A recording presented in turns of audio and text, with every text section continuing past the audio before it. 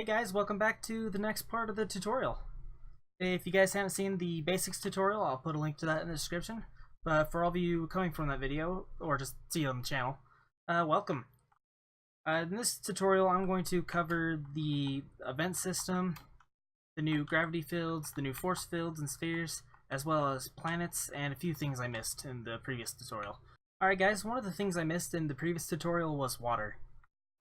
To find water, you just press your inventory button and go to landscape, and it's under the grassland tab.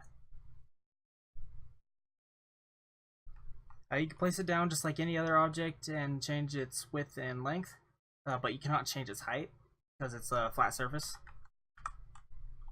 The way water works is it's just basically very buoyant and bouncy.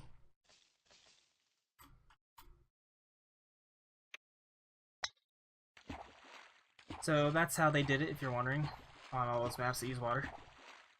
Alright, the next thing I missed on my last tutorial was dynamic lanes. These are just lane pieces that you can use to mold into like different angles and stuff. So let's take a fresh one. And to use them, you actually click on these little diamonds. And depending on which one you click, does different things. Like this middle diamond will change the end so you can lift it up, or move it side to side, or back and forth. You can do some pretty weird things with it too, like this. I don't recommend doing this. I don't know if it'll break the game or not.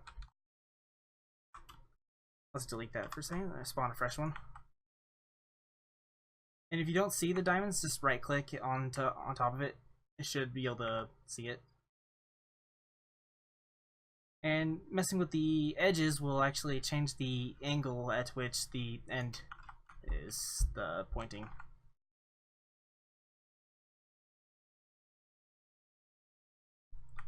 You can do some pretty crazy things like make this little swirl or slope, or you can make a kind of a concave indent.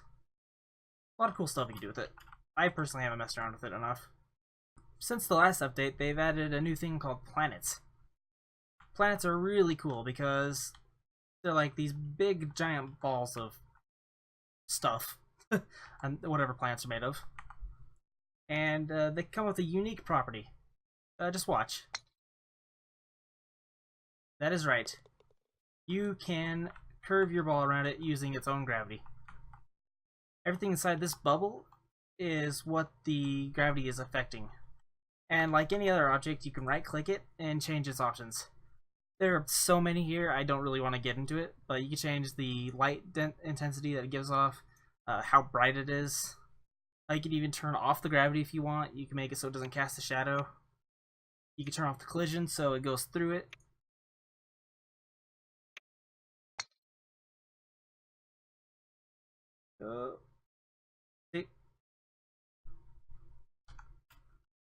Let's see, what else can you change? You can change its type. You can change it into a planet like this.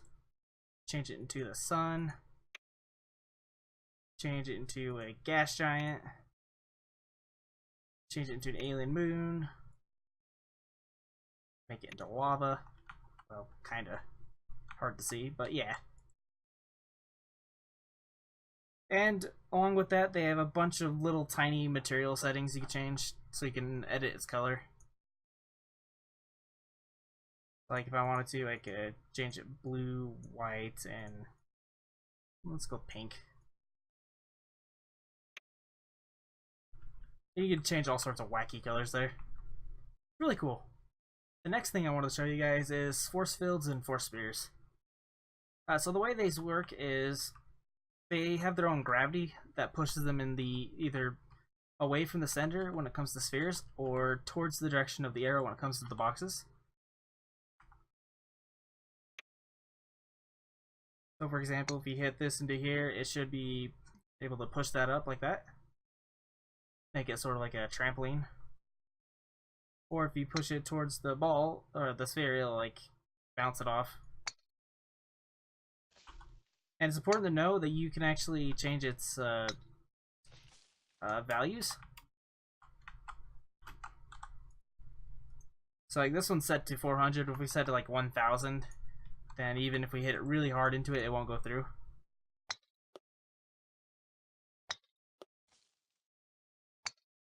Oh, like, okay, I guess it doesn't go through. Alright, the next thing we have are gravity fields.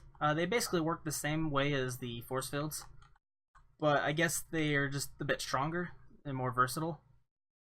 I'm not actually sure what the difference is. Oh, of course, one of the main differences you can obviously see is it will flip your ball upside down. So that could be kind of neat. The sphere does the same thing. Whee!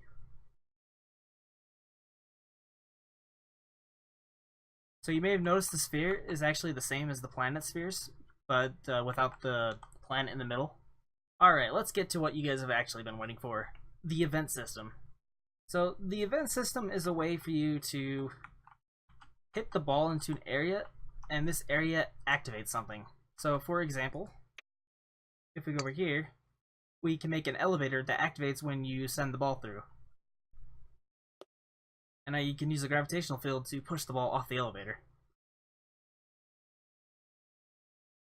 The way I did that is, if you click it, you can open up the event thing.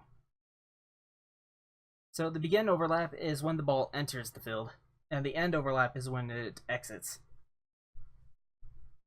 To my knowledge, I don't think you can mix them easily. When I did that, it created like weird bugs. But you could do all sorts of cool things with this. Like for this one, I have it set up so it rotates when it enters. It waits 1 second, then it rotates back. So if we click play, the board will go out of the way, and it should come all the way back down.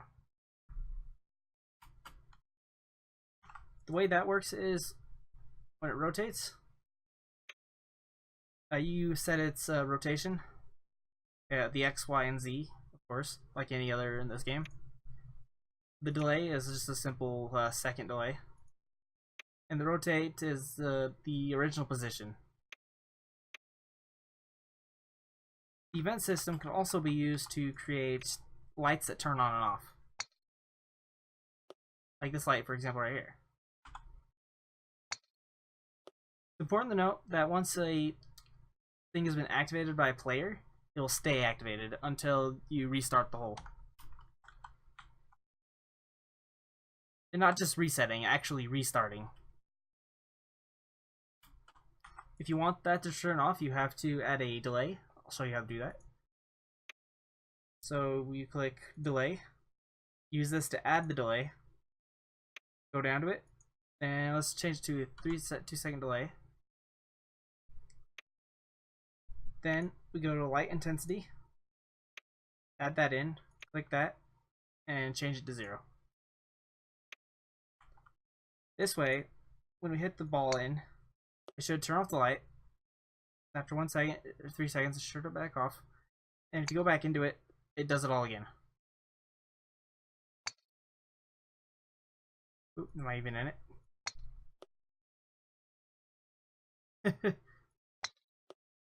There we go. Let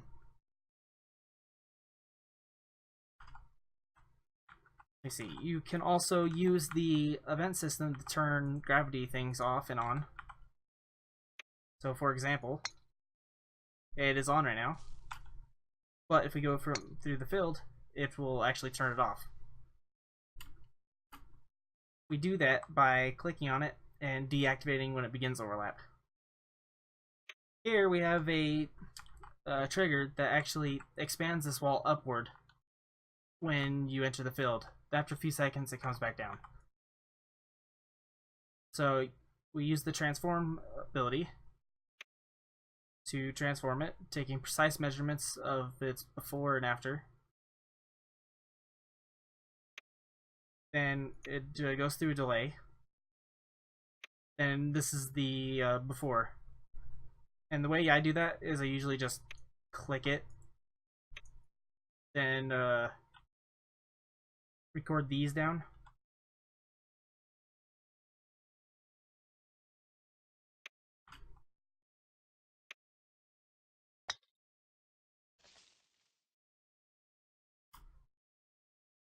Alright, if you want to create your own events, you just go to gameplay, go to events, place it down, make an object. Let's go with like a crate. Right click, select object, click the crate again. Then this right here is what the item is being affected by. You can change all sorts of things depending on the type of item it is. You can make it transform, changing its shape and whatnot. You can turn off its collision if you want to make it so you can actually go through it.